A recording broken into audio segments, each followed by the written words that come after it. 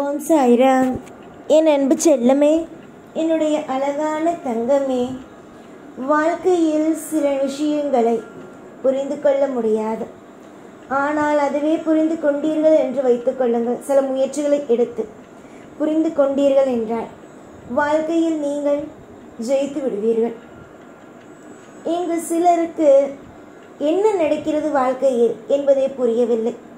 ஆனால் நானோ உன்னுடைய வாழ்க்கையிலும் ஒவ்வொரு நிமிஷமும் இதுதான் நடக்கிறது, இந்த விஷயம் நடக்கிறது, அந்த விஷயம் நடக்கிறது என்று சொல்லிக் கொடுத்து கொண்டே இருக்கிறேன். ஒரு இடத்தில் கூட நான் உன்னை கைவிடுவது இல்லை. எனக்கு தெரியாதா? நீயே சொல் பார்க்கலாம். உன்னுடைய வாழ்க்கையில் என்னென்ன விஷயம் நடக்கிறது, ஏதேது விஷயங்கள் உனக்கு தேவைப்படுகிறது என்பது தெரியாதா? இந்த தெய்வமாகிய நான் எல்லா விஷயத்தையும் தெரிந்து கொண்டேன். ஒரு விஷயம் கூட எனக்கு தெரியாமல் அல்ல, எல்லாமும் எனக்கு தெரியும், நல்லாவும் தெரியும். உன்னுடைய பொறுமையும் நம்பிக்கையும் என்றுமே வீண் போகாது. தெய்வத்தை நம்பி வந்தவனுக்கு எப்படி வீண் போகும்? வீண் போகாது, நல்லதுதான் நடக்கும். பல பேருக்கு வாழ்க்கை என்றால் என்னவென்று தெரியாமல் வாழ்கிறார்கள். அப்படி இருப்பவர்களுக்கு உதவி செய்யும் நான் உனக்கு உதவி செய்ய மாட்டேனா என்ன?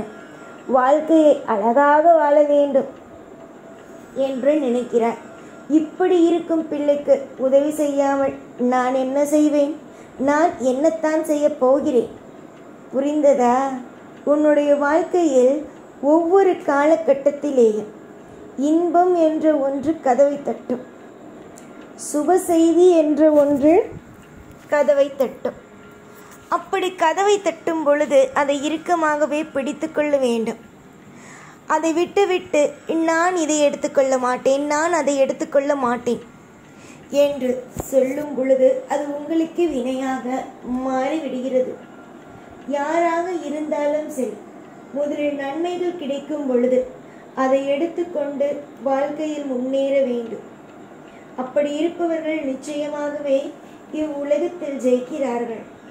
இல்லை, எனக்கு இது என்னுடையதில்லை, இது எனக்கானதில்லை, இது நான் யோசித்து வைத்திருந்தது இல்லை என்று ஒவ்வொரு காலகட்டத்தையும் ஒவ்வொரு நல்ல நல்ல விஷயத்தையும் போட்டு போட்டு போட்டு குழப்பிக்கொண்டு இருக்கும் சில விஷயங்களையும் எதற்காக நீங்கள் இறக்கிறீர்கள் என்பதுதான் எனக்கு புரியவே இல்லை.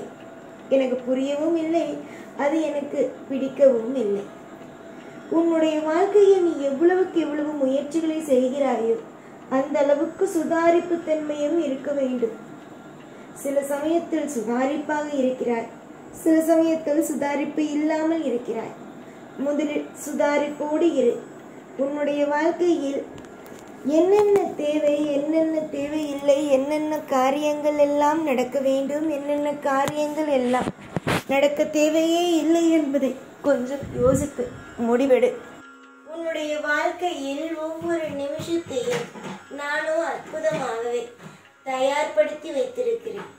இந்த அற்புதத்தில் இருந்து உன்னை யார் காப்பாற்ற முடியும்? கஷ்டம் வந்தது, கஷ்டத்தை அனுபவித்தார். அப்பொழுது யாரும் உன்னை காப்பாற்ற வரவில்லை. ஆனால் இப்பொழுது நானோ உன்னை சந்தோஷம் என்று ஒன்றுக்குள் அழைத்து செல்லும் பொழுது யார் வர முடியும்? சந்தோஷத்திற்குள் ஒருவன் போகிறான் என்றான், அவன் நிச்சயமாக வாழ்க்கையில் ஜெயிக்கத்தான் போகிறான். ஒருவனுடைய வாழ்க்கையில் இன்பங்கள் அடியெடுத்து வைக்கிறது. இன்பங்கள் அடியெடுத்து வைக்கும் பொழுது யாராவது தடுக்க முடியுமா? துன்பங்கள் மட்டும் வரும் பொழுது எவ்வளவு கஷ்டப்படுகிறீர்கள், எவ்வளவு மனவேதனையை அடைகிறீர்கள். அதே மாதிரி உங்கள் வாழ்க்கையில் இன்பங்களை தரும் பொழுதும் அளவுக்கு மீறிய சந்தோஷங்களையும் அளவுக்கு மீறிய நல்ல காரியங்களையும் அனுபவித்து தீர்க்க ஆயுசோடு குடும்பத்தில் ஒற்றுமையோடு இருப்பீர்கள் என்பதுதான் உண்மையான இங்கு விஷயமே. தேடும் ஒவ்வொன்றும் அழகானதுதான். சிலர் தேடுவார்கள், அவர்களுக்கும் அவருடைய வாழ்க்கைக்கும் சம்பந்தமே இல்லாத ஒன்று. நான் உனக்கு ஒன்று சொல்கிறேன், நீ உன்னுடைய வாழ்க்கையில் தேடுவது அனைத்தும் உனக்கு தேவையானதுதான். நீ எதை தேடினாலும் கிடைக்கவே இல்லை என்று வருத்தப்பட்ட நிலைகளையெல்லாம் போய் உன்னுடைய வாழ்க்கையில் நீ எது கேட்டாலும் கிடைக்கும் என்ற ஒரு மனநிலைமைக்கு வந்துவிட்டாய். உன் கர்ம வினை கழிந்து விட்டது. ஆசை ஆசையாக தொழில் துவங்கினாய். அந்த தொழிலும் உன்னை வாட்டி வதைக்கும் பொழுது நீ என்னிடம் சொல்லும் ஒரே ஒரு விஷயம், எதிலும் எனக்கு ராசி இல்லை, எல்லா விஷயத்திலேயும் தெய்வம் சோதிக்க ஆரம்பித்து விட்டது என்றார். கடைசி வரைக்கும் சோதிக்கும் என்று. ஆனால் உண்மை தெரியுமா?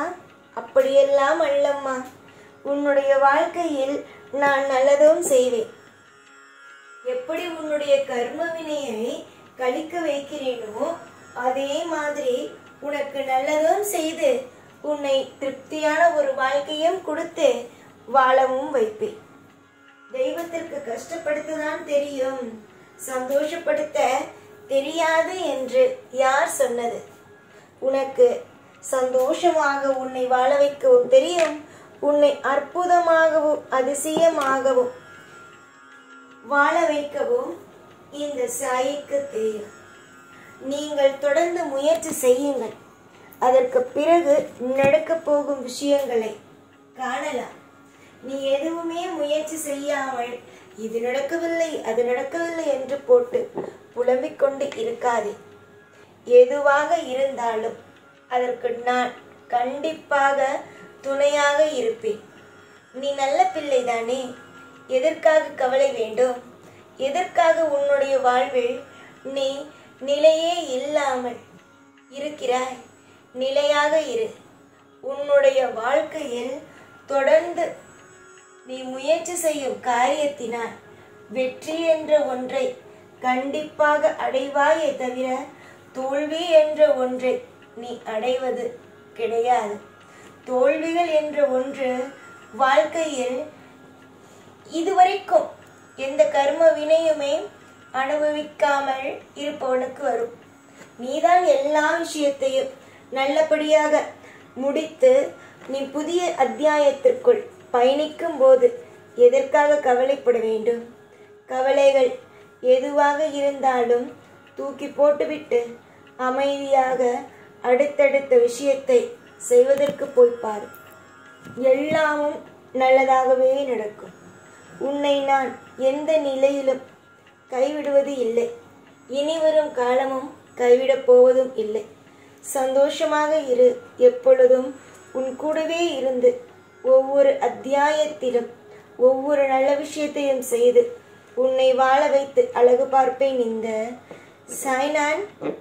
ஓம் சாய்ராம்.